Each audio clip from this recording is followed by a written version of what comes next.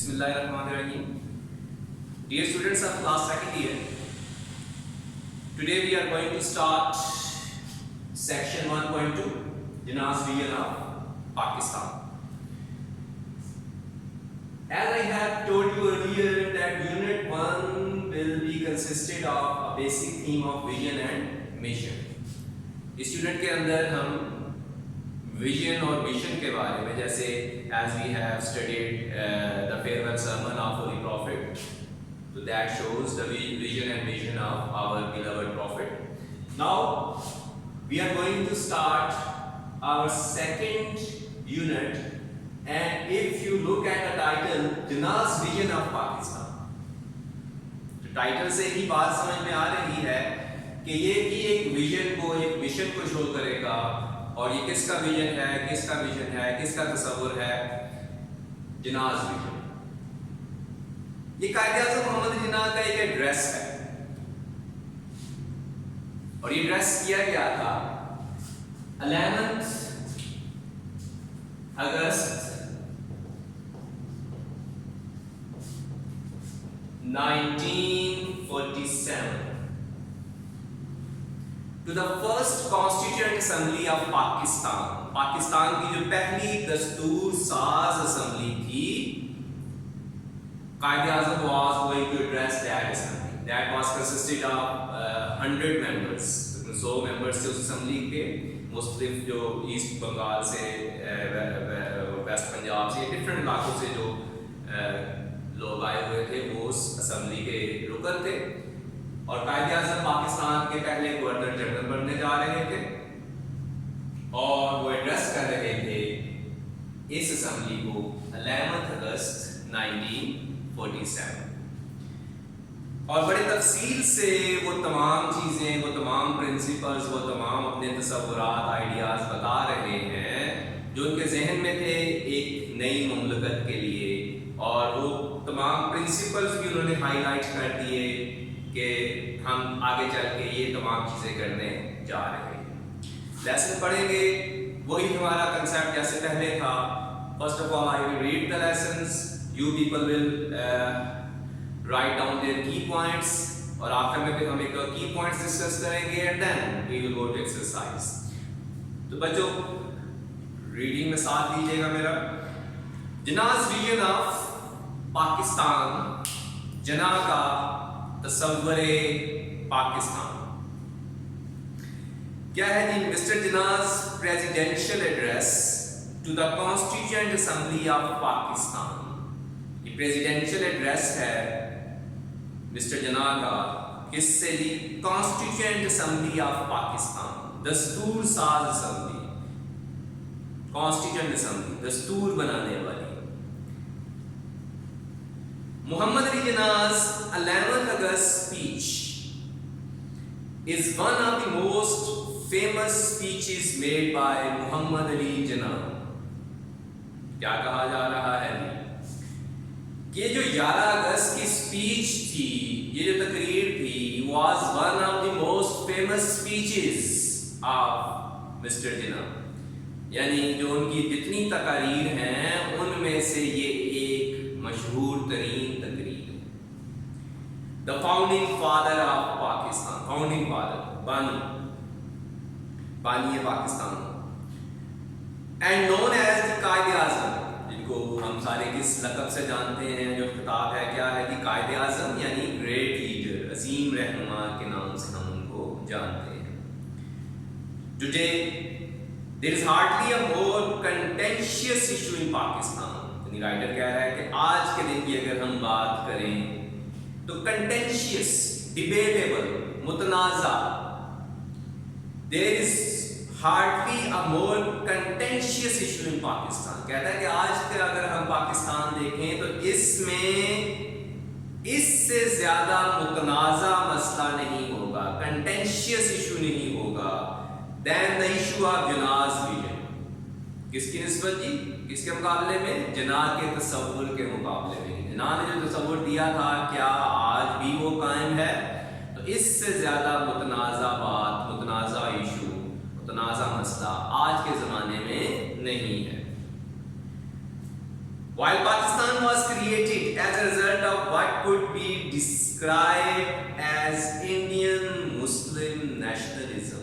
یہ ہمیں پتہ ہی ہے کہ پاکستان جب بنا تھا تو کیوں اس کی بنیاد کیا تھی؟ جو دو قومی نظریہ ہم پڑھتے آئے ہیں، یعنی پاکستان ہندو اور مسلم قومیت کے نتیجے میں بنا تھا. نیشنلزم کہ ہندو ایک سیپریٹ نیشن ہے، مسلمان ایک سیپریٹ نیشن ہے. یہ ایک تصور، یہ نظریہ پاکستان کے وجود کا باعث بنا تھا.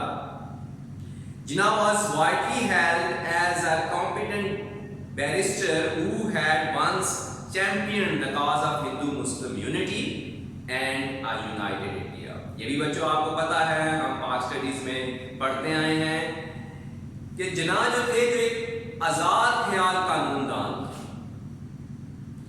کمپیٹنٹ، بڑے باصلاحیت اور آزاد خیال قانون دان تھے. وہ ایک زمانے میں چیمپئن تھے، یعنی تبلیغ کرتے تھے، بات کرتے تھے، دلائل دیتے تھے، حق میں تھے. کس چیز کے تھی؟ مسلم اور ہندو unity.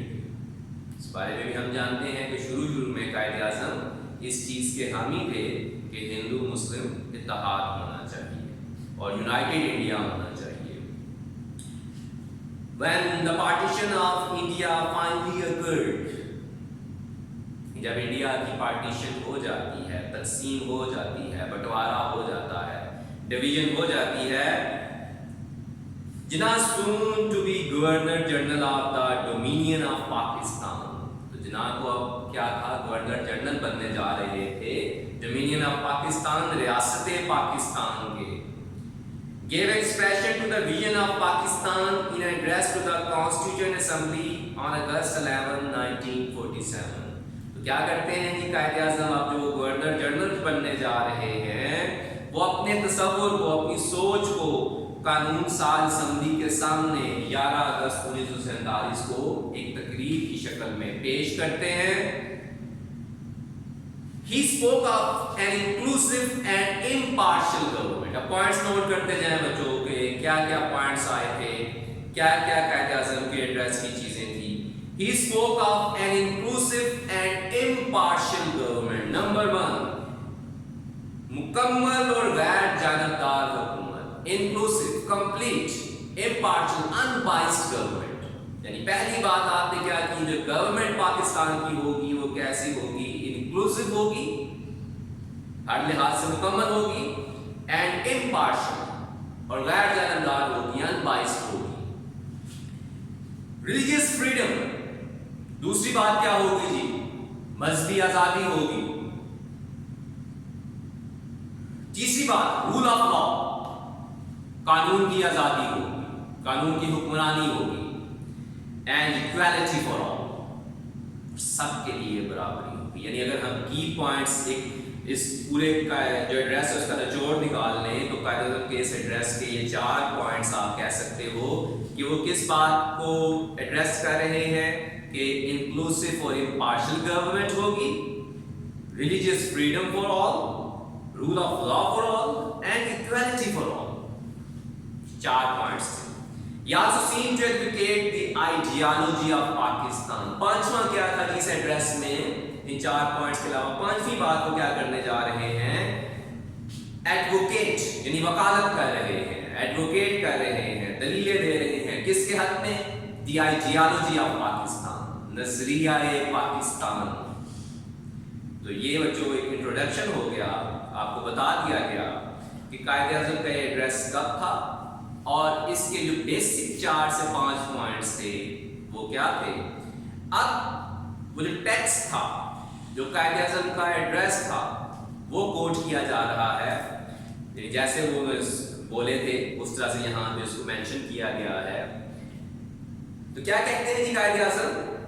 Mister president, ladies and gentleman, صدر محترم اور خواتین و حضرات، I cordially thank you with the utmost sincerity.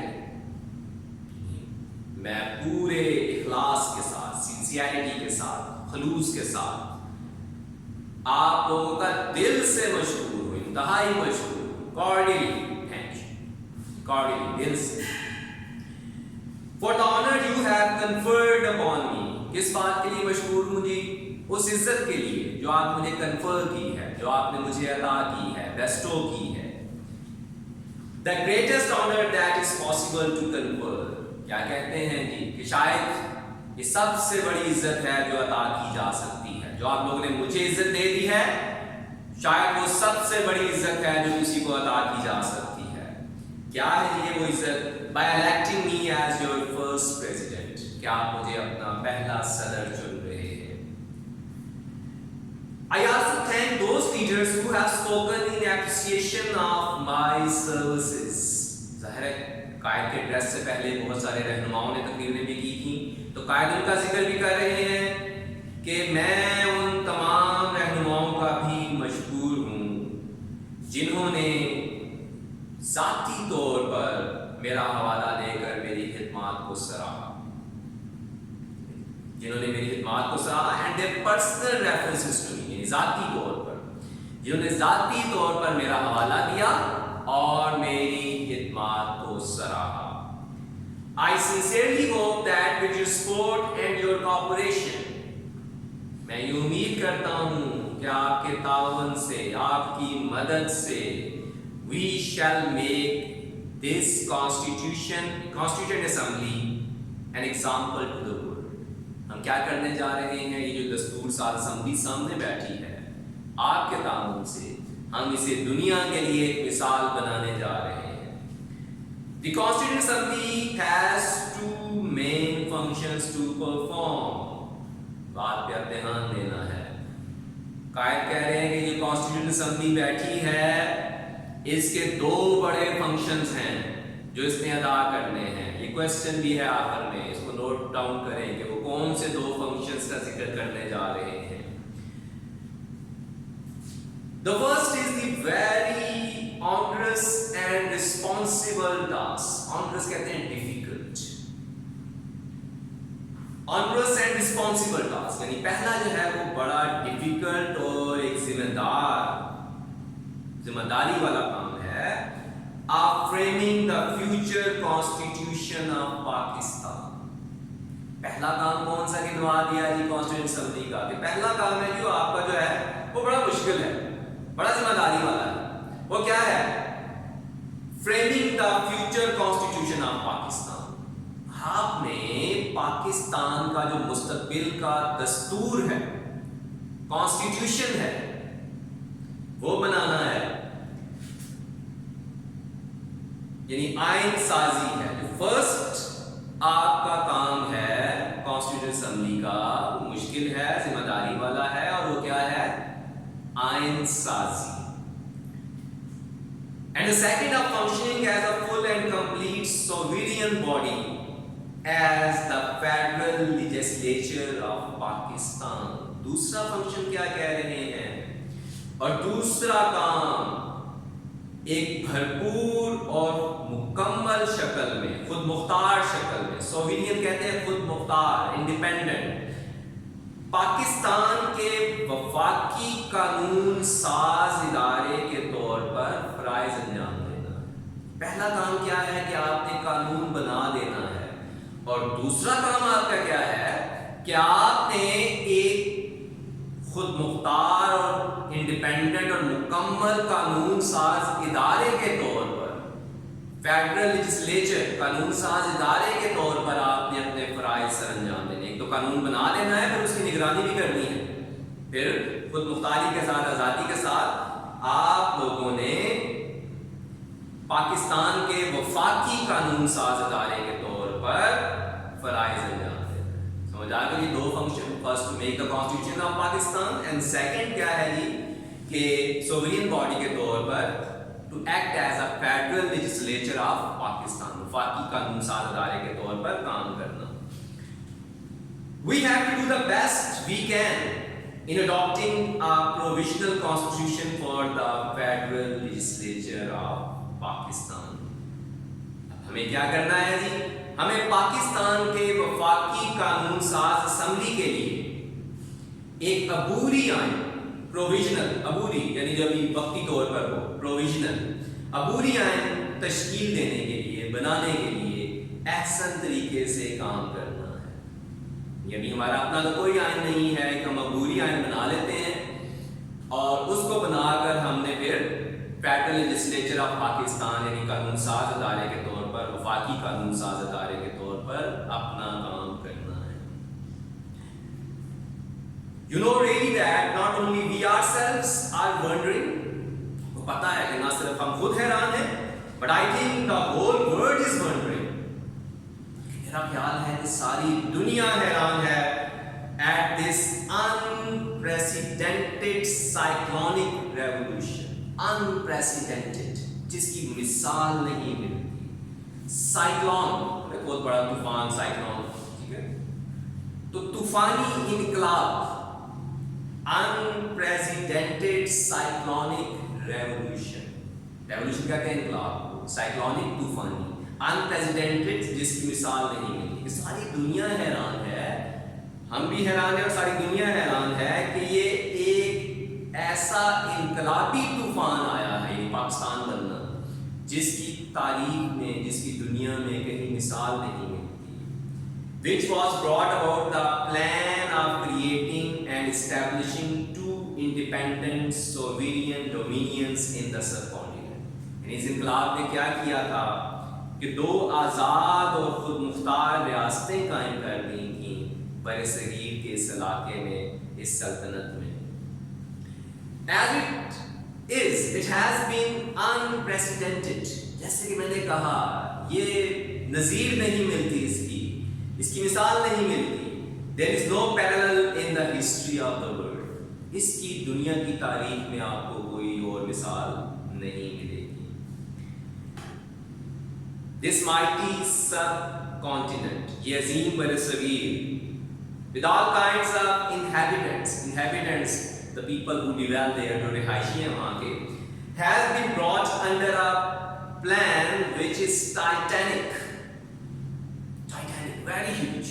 symbolic آپ کو پتہ ہے ٹائٹینک جہاز جو بہت بڑا تھا, اس لحاظ سے کہہ رہے ہیں کہ very huge, under a plan which is titanic. یعنی یہ جو برصغیر ہے, اس کے تمام باشندگان جو ہیں انہیں ایسے منصوبے کے تحت اکٹھا کیا گیا ہے, علیحدہ کیا گیا ہے, جو کہ ایک انتہائی عظیم, ٹائٹینک ہے, unknown, جس کا کسی کو علم ہی نہیں تھا, unparalleled اور بے مثال ہے.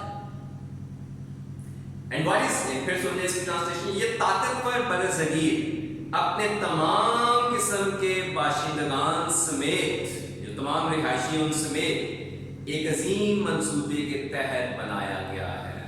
یہ وہ عظیم منصوبہ کیسا ہے, جو کہ انتہائی عظیم ہے, ٹائٹینک ہے, نامعلوم ہے یعنی unknown ہے, اور بے مثال ہے یعنی unparalleled ہے. And what is very important with regards to it, اور اس لحاظ سے جو اور چیز اہم ہے, is that we have achieved it peacefully. یہ اہم کیا ہے کہ ہم نے اس کو امن کے ساتھ حاصل کیا ہے, جنگ کے ذریعے نہیں لیا, امن کے ذریعے لے لیا ہے. And by the means of an evolution of the greatest possible character.